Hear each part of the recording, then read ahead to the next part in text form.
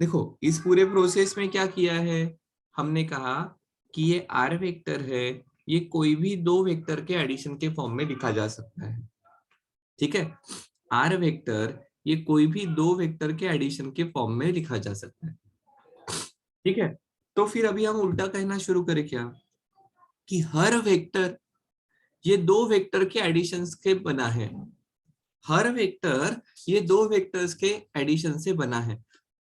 कैसे दो वेक्टर, ये हमारा चॉइस रहेगा, और जानबूझकर हम उनको दो म्यूचुअली परपेंडिकुलर, दो एक दूसरे को परपेंडिकुलर वेक्टर लेंगे। ठीक है, मतलब क्या, सो देखो this process is called as resolution of vectors.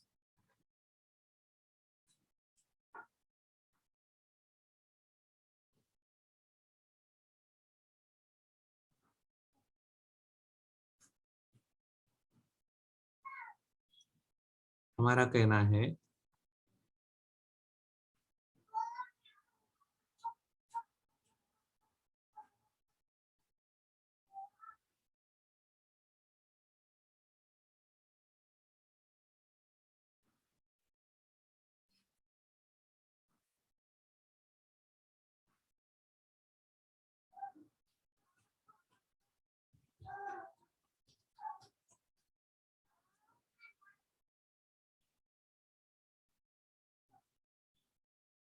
क्या कह रहे हैं हम, अगर ये कोई वेक्टर है, ठीक है, सो हमारा कहना ऐसा है कि ये जो वेक्टर है ना, ये दो वेक्टर से बना है। कौन से दो वेक्टर है, सो ये एक वेक्टर है और ये दूसरा वेक्टर है। क्या हमारा रूल इसे एग्री करता है क्या, this R bar is made up of R1 and R2। अगर R1 मेरा पहला वेक्टर है, R2 दूसरा वेक्टर है, तो पहले के टेल से दूसरे के हेड को ज्वाइन करने वाली लाइन इनकी एडिशन रिप्रेजेंट करती है। अरे हाँ सर, ये बात। Yes sir. और इनके बीच का एंगल कितना हो गया, 90। सर आपने जानबूझ के आर बार को ऐसे निकाला होगा, मैं दूसरे प्रकार से निकालता हूँ, चलो ये आर बार ले लो। This R bar again can be expressed as addition of two vectors.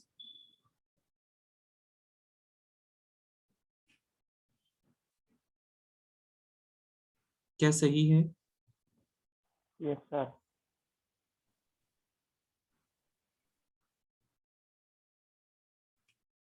अरे हाँ सर, ये तो फिर सभी के लिए अप्लाई अप्लीकेबल होगा। बिल्कुल सही है, और ये चॉइस अपने हाथ में है इन वेक्टर्स को कैसे लेना। हम same vector, the same R bar can be considered as addition of इस प्रकार के दो वेक्टर।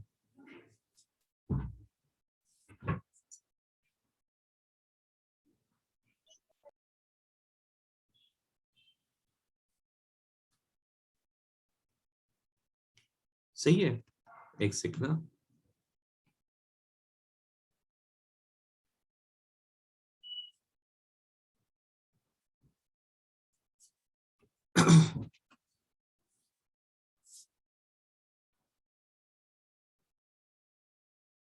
अब ये परपेंडिकुलर लग रहे हैं,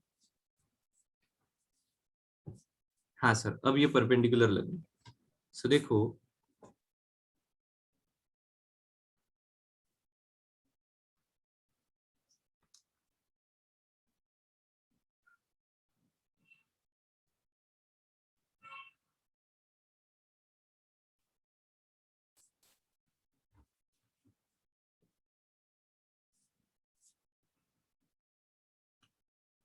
सो ये किस प्रकार के परपेंडिकुलर लेने, कौन से एक्स वाई एक्सिस के अलोंग परपेंडिकुलर लेने, ये आपके हाथ में है।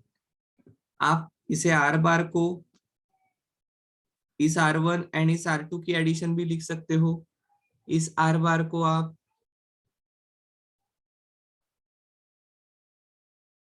इन दोनों के एडिशन करके भी रिप्रेजेंट कर सकते हो, और इसी सेम आर को आप इन दोनों के एडिशन करके भी रिप्रेजेंट कर सकते हो।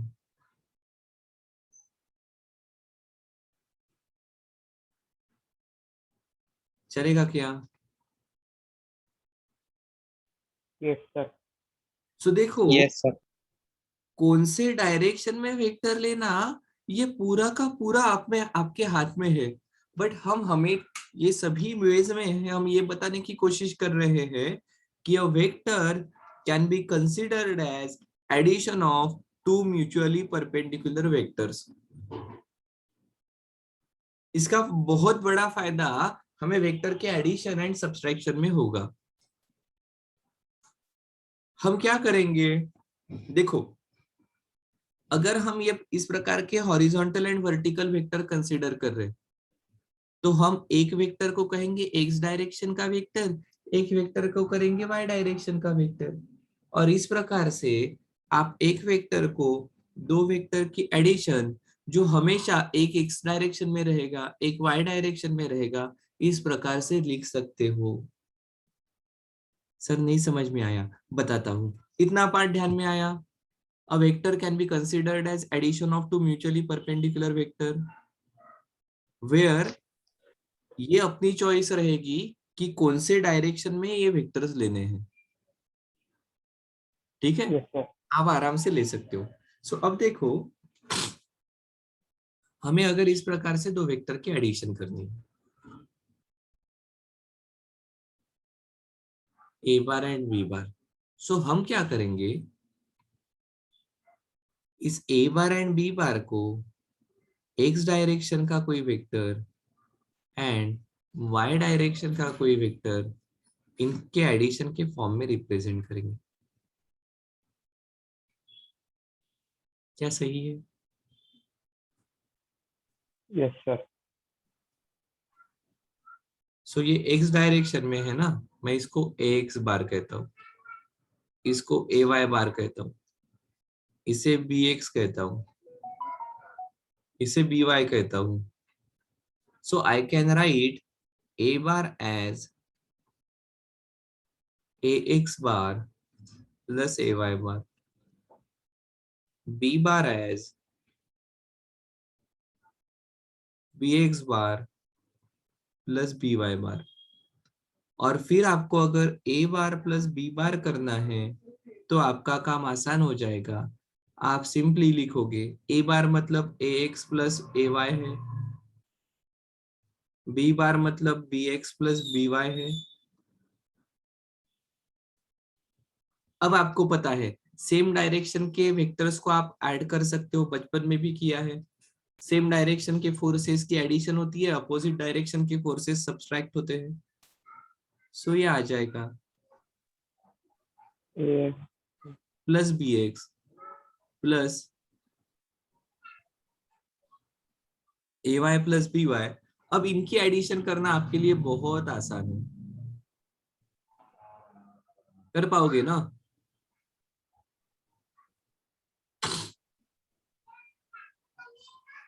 हाँ सर, बिल्कुल कर सकते हैं। ठीक है, इनकी एडिशन करनी है तो ये इस प्रकार से आएगी।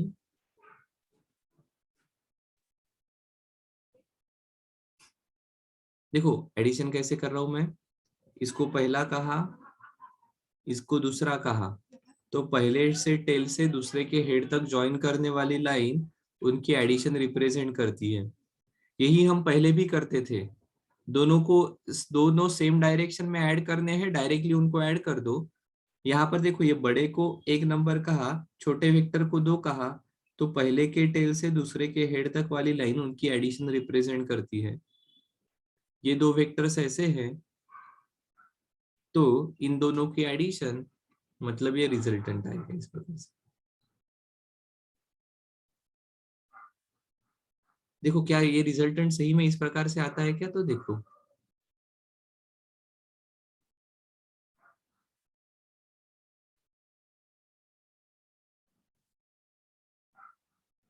हाँ सर, परफेक्ट।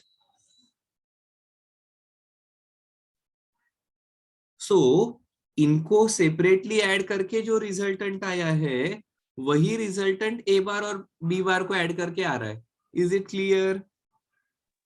हाँ सर। Yes sir. पक्का? देखो हम ग्राफिकली ये वेरीफाई कर रहे हैं। एक बार फिर से बताना। हाँ, एक बार फिर से बताता हूँ। देखो बड़ा मजेदार काम है। देखो ये ऐसा करके देखेंगे ना तो हमें फील आता है ना। हम क्या कह रहे हैं हम कह रहे हैं कोई भी दो रैंडम वेक्टर्स है, इनको दो वेक्टर्स के एडिशन के फॉर्म में रिप्रेजेंट कर सकते हैं। कैसे वेक्टर्स? जानबूझ के हम एक लेंगे एक्स डायरेक्शन में, एक लेंगे वाई डायरेक्शन में। ठीक है, इनको नाम दे दिया A X A Y, B X B Y. ठीक है, ए बार को कहा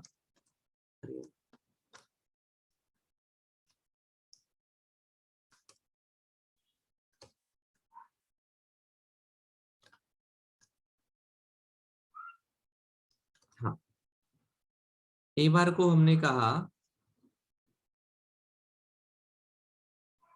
A X plus A Y, B bar को हमने कहा B X plus B Y. So A bar plus B bar, इसको आप A X plus A Y plus B X plus B Y ऐसा कह सकते हो। ठीक है, इसको ही आप एक्स डायरेक्शन के दोनों को साथ में लाया, वाई डायरेक्शन के दोनों को साथ में लाया, इनके एडिशन के फॉर्म में रिप्रेजेंट कर सकते हो। मतलब क्या? सो ये ए एक्स और ये बी एक्स, इनकी एडिशन ए एक्स अगर पहला है, बी एक्स मतलब छोटा दूसरा है, तो पहले के हेड से पहले के टेल से दूसरे के हेड को ज्वाइन करने वाली लाइन इनकी एडिशन रिप्रेजेंट करती है। सिमिलरली ए वाई को पहला कहा, बी वाई को दूसरा कहा, सो पहले के टेल से दूसरे के हेड को ज्वाइन करने वाली लाइन उनकी एडिशन रिप्रेजेंट करती है। इसका मतलब ये मेरी वाई डायरेक्शन वालों की एडिशन हो गई, ये मेरी एक्स डायरेक्शन वालों की एडिशन हो गई। सो ये हो गई addition A bar plus B bar की। कैसे किया है? This is A X plus B X और ये है A Y plus B Y. ठीक है,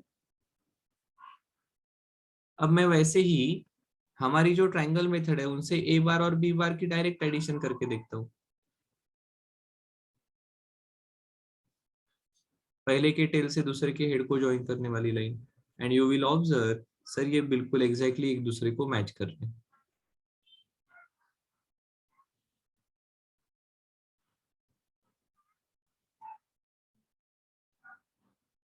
ठीक है, थोड़ा सा वेक्टर शिफ्ट करते करते गड़बड़ कर देते हैं हम, पर ये दोनों एक दूसरे को मैच कर रहे हैं ऐसा हमें ध्यान में आएगा। ठीक है,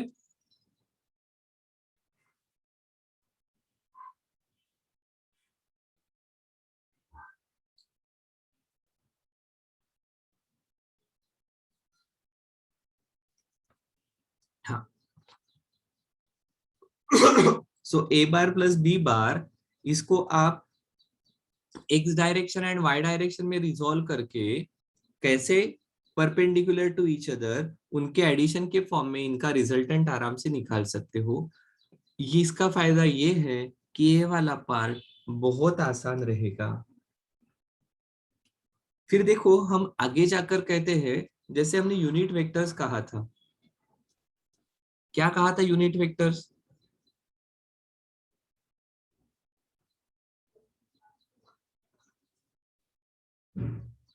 मैग्नीट्यूड ऑफ यूनिटी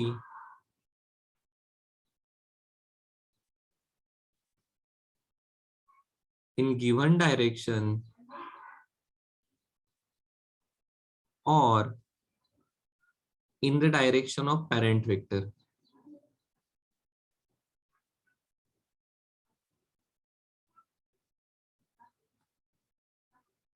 फिर हम आगे जाकर क्या कहते हैं कि हमने तीन स्पेशल वेक्टर डिफाइन किए थे। कौन कौन से? आई कैप, जे कैप और के कैप। आई कैप कौन होता है?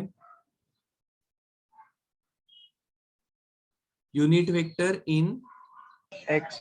X axis. Direction Axis. या along x axis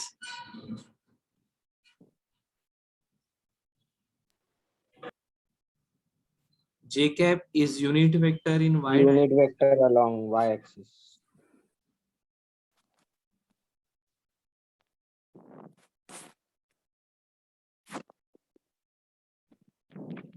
एंड वैसे ही k cap रहेगा Unit vector along Z axis.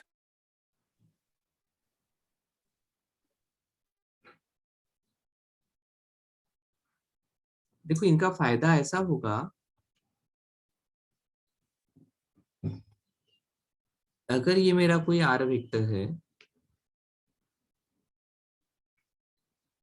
जिसको मैं rx और ry के फॉर्म में लिख रहा था,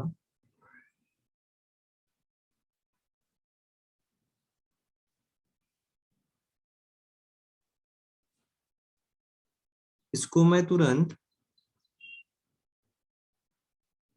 rx अगर इसका मैग्नीट्यूड है तो i कैप इसकी डायरेक्शन रहेगी। ये rx बार हो गया, मैग्नीट्यूड डायरेक्शन। सिमिलरली ry उसका मैग्नीट्यूड है, j कैप उसकी डायरेक्शन रहेगी। क्या सही है क्या? ये इसका फायदा हो जाएगा।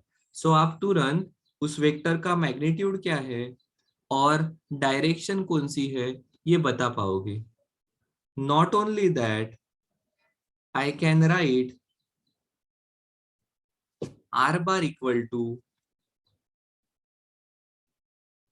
rx I cap plus ry j cap।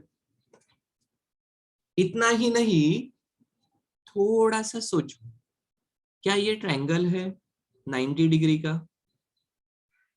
इस प्रकार से इसका मैग्नीट्यूड r है, इसका मैग्नीट्यूड rx है, इसका मैग्नीट्यूड ry है। क्या सही है?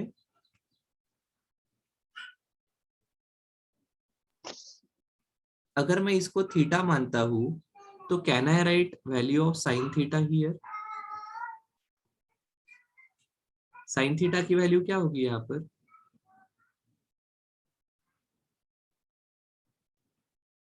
साइन थीटा क्या होगा? ry upon rx. Sine theta हो जाएगा RY upon R. ry upon r, sine opposite upon hypotenuse.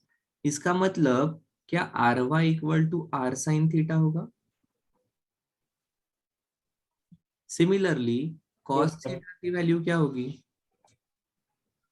Rx upon r. Rx upon Rx r. upon adjacent upon hypotenuse. इसका मतलब आर एक्स की वैल्यू क्या होगी? R cos theta into r. R cos theta. Not only that, और एक important चीज हमें ध्यान में आएगी, देखो यहाँ पर तुरंत लिखते हैं।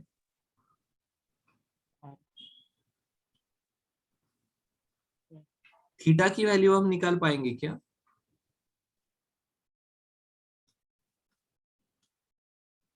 थीटा की वैल्यू क्या आने वाली है?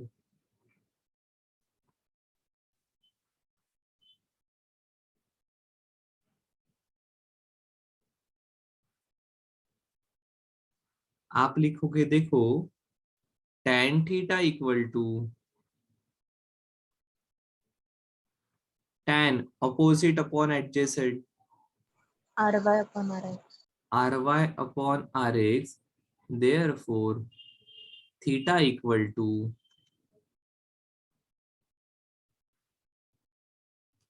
tan inverse of ry upon R x.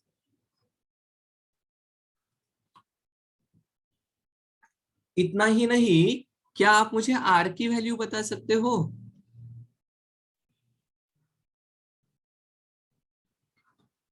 क्या आप मुझे r की वैल्यू बता सकते हो? r का मैग्नीट्यूड कितना आएगा?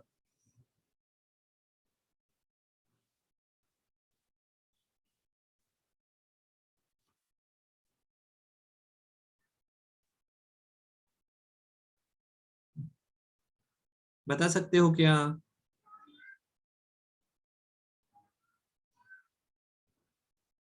आर की वैल्यू क्या, आर हाइपोटेनियस है,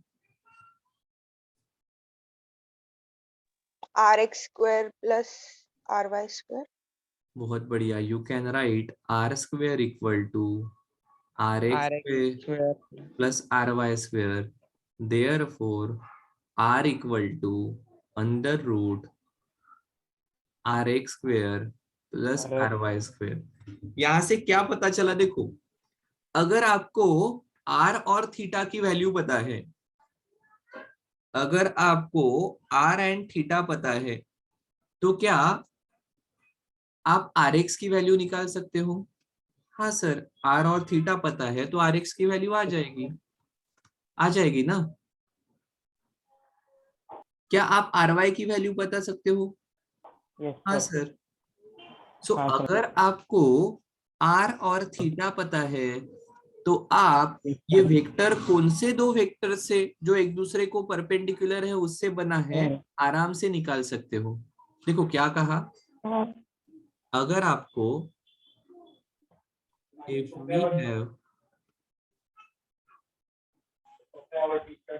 value of r and theta, r and theta पता है, तो we can find out rx equal to r cos theta, ry equal to r sin theta। मतलब आपको देखो पता था कि ये वेक्टर ये इतने मैग्नीट्यूड का एंड हॉरिजॉन्टल के साथ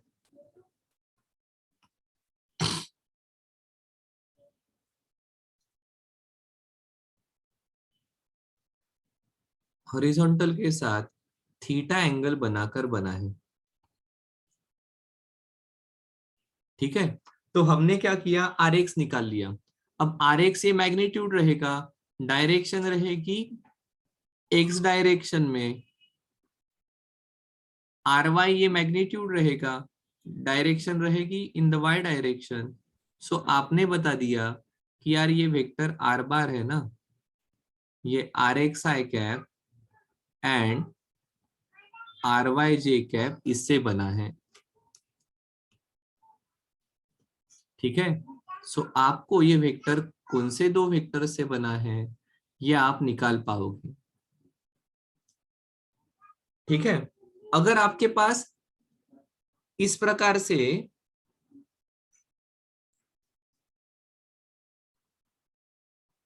if we have value of rx I cap and ry j cap, मतलब वेक्टर कौन से दो वेक्टर से बना है, तो आप उसका वेक्टर का मैग्नीट्यूड, आर मतलब क्या होता है अभी हमने देखा था, R X square plus R Y square, and theta की वैल्यू क्या लिखी थी, tan inverse RX R Y upon R X, tan inverse theta मत, tan थीटा क्या आएगा, अपोजिट अपॉन एडजेसेंट। सो मतलब अगर आपको ऐसे दो कंपोनेंट्स पता है, R X I cap and R Y J cap, तो आप वेक्टर का मैग्नीट्यूड कितना रहने वाला है एंड हॉरिजॉन्टल के साथ मतलब एक्स एक्सिस के साथ एंगल क्या रहने वाला है, ये दोनों भी चीजें निकाल सकते हो। क्या सही है क्या? Yes, sir. सो अगर ये एक्स डायरेक्शन वाला पार्ट एंड वाई डायरेक्शन वाला part are called as component of vector, इनको क्या कहा जाता है, कंपोनेंट ऑफ वेक्टर्स। अगर वेक्टर के कंपोनेंट पता है in X direction and Y direction, तो आप एक्चुअली वेक्टर को निकाल सकते हो। या अगर आपको वेक्टर एंड उसकी डायरेक्शन मतलब हॉरिजॉन्टल के साथ एंगल पता है, तो आप उसके कंपोनेंट्स निकाल सकते हो। Is it clear? Yes, sir. Yes, sir. This process is called as vector resolution। इस प्रोसेस को वेक्टर रिजोल्यूशन कहा जाता है। एग्जाम्पल करके अपन एक देखेंगे।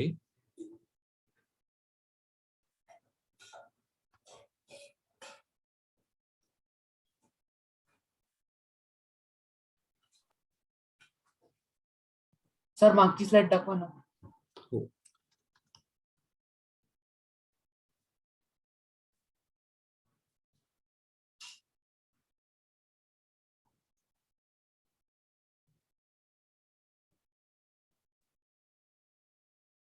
सर याच्या पण एकदम मागची स्लाइड दाखवा ना.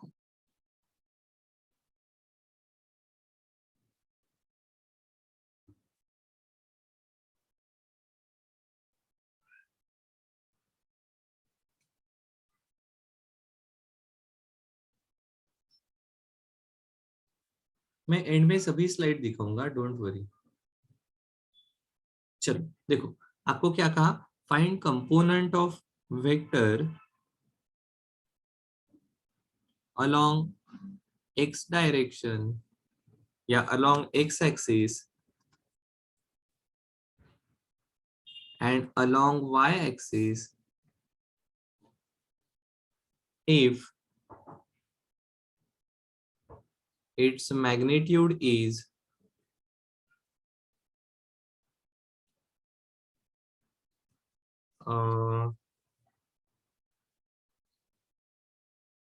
14.1 Newton and making angle of 45 degree with horizontal. So देखो आपको क्या दिया है, find component of vector along x axis and y axis if its magnitude, vector का मैग्नीट्यूड दिया है, ये r बार वेक्टर है तो उसका मैग्नीट्यूड दिया है 14.1 न्यूटन एंड एंगल दिया है हॉरिजॉन्टल के साथ 45 डिग्री. सो देखो अगर ये हमारी x axis and y axis है तो this vector is making angle of 45 degree with horizontal. क्या सही है?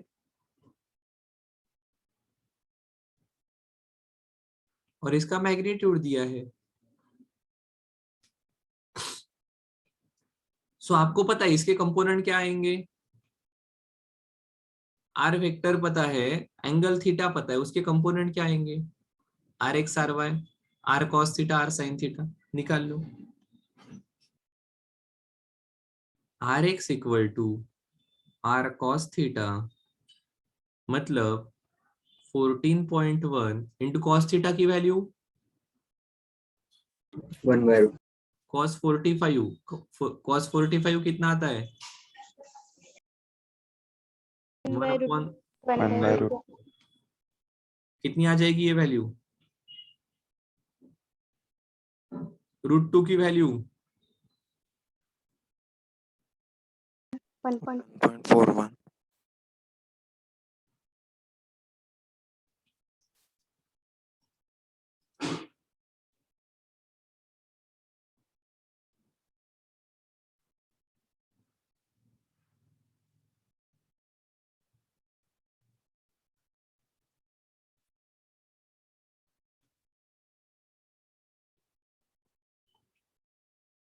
तो इसका मतलब ये वेक्टर ऐसे दो वेक्टर से बना है जो x डायरेक्शन में रहेगा 10 न्यूटन का एंड y डायरेक्शन में भी रहेगा 10 न्यूटन का. क्या सही है क्या? Yes, sir. नहीं तो करके देखो, इसका रिजल्टेंट देखो, r equal to under root R X square plus R Y square, R X square मतलब 10 का स्क्वेयर 100, आर वाई स्क्वेयर मतलब 10 का स्क्वेयर अगेन 100, दिस इज 200, जिसको 2 इंटू 100 आप लिख सकते हो, जो आएगा 10√2, √2 की वैल्यू 1.41, ये आ जाएगा 14.1 न्यूटन. अरे हाँ सर बिल्कुल आ रहा है. क्या सही है? Yes, sir. अब देखो अगर इतना पार्ट ध्यान में आ गया तो एक इम्पोर्टेंट पार्ट अपन समझ लेते हैं जिससे आपको इसकी और इंटरेस्टिंग चीजें ध्यान में आ जाएगी. Position vector. What is position vector?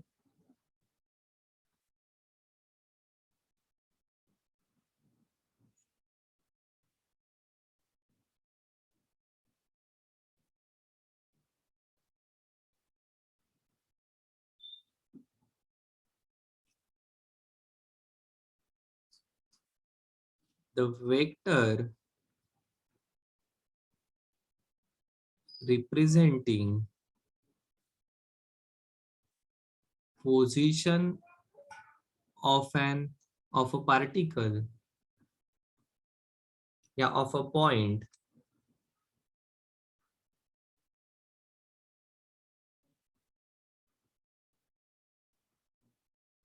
with respect to origin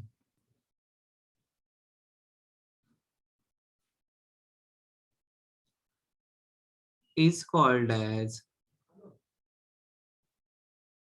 position vector. ठीक है, इसका मतलब क्या, तो देखो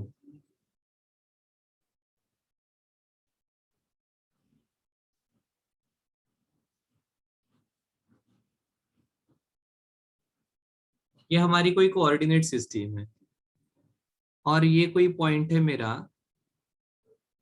3,2. ठीक है, सो इस पॉइंट की position with respect to origin, origin के रिलेटिव ये पॉइंट कहां पर है, ये रिप्रेजेंट करने वाला vector will be called as position vector. इसको अपन कहेंगे पी बार. अब इंटरेस्टिंगली देखो, दिस इज 1 2 3 और ये रहेगा 1 और 2.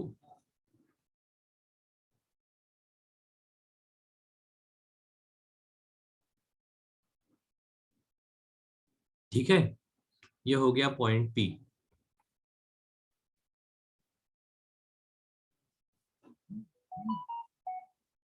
अब इंटरेस्टिंग चीज ऐसी है, आप आराम से कहोगे sir this vector can be considered as addition of this two vectors. क्या कह सकते हैं क्या हम, इसे मैं px कहता हूं, इसे मैं py कहता हूं. So you can say that p bar equal to px bar plus py bar, that is px into I cap plus py into j cap. चलेगा, बट अब मुझे बता दो इसका x डायरेक्शन का मैग्नीट्यूड कितना है, 3. So can I say p bar equal to 3 I cap, y direction का मैग्नीट्यूड कितना है, 2. सर y का 2 क्यों लिया, देखो हमने पहले दिन कुछ तो फ्री वेक्टर्स पढ़े थे, ये py ऐसा है, these vectors are free vectors, तो मैं इसको इधर लेकर जा सकता हूं ना, सही है. सो ये p वेक्टर, सॉरी ये py वेक्टर हम यहां पर भी कंसीडर कर सकते हैं, कोई प्रॉब्लम नहीं, दीज आर फ्री वेक्टर्स.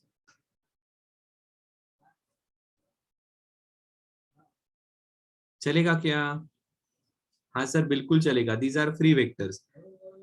इसको यहां पर रखो या यहां पर रखो, कोई फर्क नहीं पड़ने वाला है. p bar will be addition of px and py. Interestingly ये इसके x डायरेक्शन का मैग्नीट्यूड एंड y डायरेक्शन का magnitude are nothing but point के x and y coordinate. So ये अगर मेरा कोई पॉइंट है -5, -4, इसका पोजीशन वेक्टर आप मुझे बता पाओगे क्या,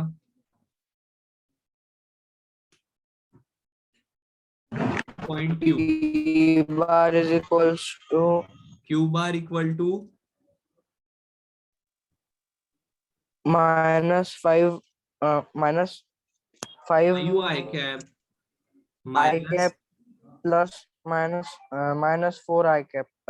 आप बिल्कुल बिल्कुल आपने सही कहा, आप यहाँ पर प्लस कहो, इसका y कोऑर्डिनेट रहेगा -4 j कैप. सो ये हो जाएगा -5 I cap -4 j cap. Sir ये माइनस का मतलब क्या हुआ, माइनस का मतलब ऐसा है कि आपको निगेटिव एक्स डायरेक्शन में जाना है। माइनस जे कैप का मतलब हुआ आपको निगेटिव वाई डायरेक्शन में जाना है। क्या आप इस वेक्टर का मैग्नीट्यूड बता पाओगे क्यू बार का? क्यू बार का मैग्नीट्यूड बता पाओगे?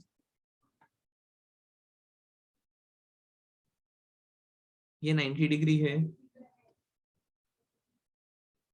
Q X Q Y magnitude बता पाओगे ना? Q equal to under root of Q X square plus Q Y square, सही है? Yes, sir. Sir, 6 हाँ सर। Newton. हाँ ठीक है, वैल्यू कुछ भी आए, वैल्यू का अपने को कोई लेना देना नहीं है। 5 का स्क्वायर प्लस 4 का स्क्वायर दैट इज 25 प्लस 16, ये कुछ तो 39 आएगा विच इज मोर देन 6। आपको ध्यान में आ रहा है क्या प्रोसेस पूरी? जिस मोमेंट पर आपने कहा कि यार एक वेक्टर ये दो वेक्टर के एडिशन के फॉर्म में आप रिप्रेजेंट कर सकते हो, और जानबूझकर हम ये दो वेक्टर्स ऐसे लेंगे, one will be along X axis, one will be along Y axis, आपको इसे ग्राफ पर या आपके एक्स वाई एक्सिस पर रिप्रेजेंट करना बहुत ही आसान हो गया। ठीक है, और जैसे ये आसान हो गया तो आप पॉइंट के थ्रू अगर उस पॉइंट के कोऑर्डिनेट पता है तो उसका पोजीशन वेक्टर्स तुरंत बता पाओगे।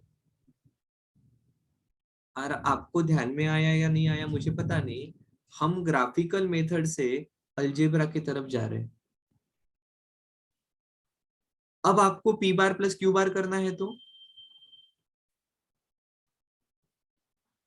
आप लिखोगे 3i cap plus 2j cap, और क्यू बार को लिखोगे आप -5i कैप -4j कैप। ये ऐसा हो जाएगा 3i cap -5j cap plus 2j cap -4j cap, ये आने वाला है -2i कैप। सही है ना? 3 - 5 -2i cap plus 2 - 4 -2j cap. इनकी एडिशन ये ऐसा वेक्टर आएगा जो एक्स डायरेक्शन में भी माइनस रहेगा -2, और वाई में भी -2 रहेगा। ऐसा कुछ तो आने वाला है। अब ये प्रोपोर्शन में नहीं है, बट हम रफली देखते हैं ऐसा आता है क्या। पी बार प्लस क्यू बार, ये मेरा पी बार है, इसमें क्यू बार मिलाया, पहले के हेड के पास दूसरे की टेल लेकर जाओ, पहले के हेड के पास दूसरे की टेल लेकर गया, तो पहले के टेल से दूसरे के हेड को ज्वाइन करने वाली लाइन, ये मेरा पहला है, ये मेरा दूसरा है। सो पहले के टेल से दूसरे के हेड को ज्वाइन करने वाली लाइन इनका रिजल्टेंट रिप्रेजेंट करता है। देखो डायरेक्शन बिल्कुल वैसी ही आ रही है। अब ये प्रोपोर्शन में नहीं है इसलिए थोड़ा सा हमारा अलग थलग आ गया। हम इसको 4 कह रहे हैं, ये इसके डबल नहीं है। ठीक है, अगर ये प्रोपोर्शन में रहेगा तो एग्जैक्टली ये ग्राफिकल मेथड और ये एनालिटिकल मेथड से जो पार्ट आ रहा है वो मैच होने वाला है। क्या समझ में आई क्या चीजें? कल हम कह रहे थे एक वेक्टर कोई भी दो वेक्टर के एडिशन के फॉर्म में उसे अल्फा या बीटा दो स्केलर से मल्टीप्लाई करके रिप्रेजेंट कर सकते हैं। आज हमने आगे जाकर कहा अगर ऐसा है तो हम ऐसा कहेंगे कि कोई भी वेक्टर ये दो वेक्टर से बना है, और ये दो वेक्टर्स हम जानबूझकर along X axis and Y axis लेंगे सो दैट उनकी एडिशन एंड सब्सट्रैक्शन हमारे लिए बहुत आसान हो जाएगी। देखो इस प्रकार से एक वेक्टर को along X axis and Y axis resolve करना is called as vector resolution. अगर आपको वेक्टर एंड उस वेक्टर ने हॉरिजॉन्टल के साथ किया हुआ एंगल पता है, तो आप उसके कंपोनेंट्स निकाल सकते हो। दैट इज एक्स डायरेक्शन का एंड वाई डायरेक्शन वाला पार्ट निकाल सकते हो। आपको एक्स डायरेक्शन का एंड वाई डायरेक्शन का पार्ट पता है, तो आप वो वेक्टर और उस वेक्टर का हॉरिजॉन्टल के साथ जो एंगल है वो निकाल सकते हो। क्या सही है? ठीक है। सो जैसे जैसे अभी हम एक प्लेन में मतलब सिर्फ एक्स एंड वाई वाले वेक्टर समझ रहे हैं, कल हम ऐसे 3 डायमेंशनल एक्स वाई और जेड ऐसे तीनों कंपोनेंट रहने वाले वेक्टर को समझेंगे, और फिर ये वेक्टर्स को हम एनालिटिकल मेथड से समझना शुरू करेंगे। ठीक है।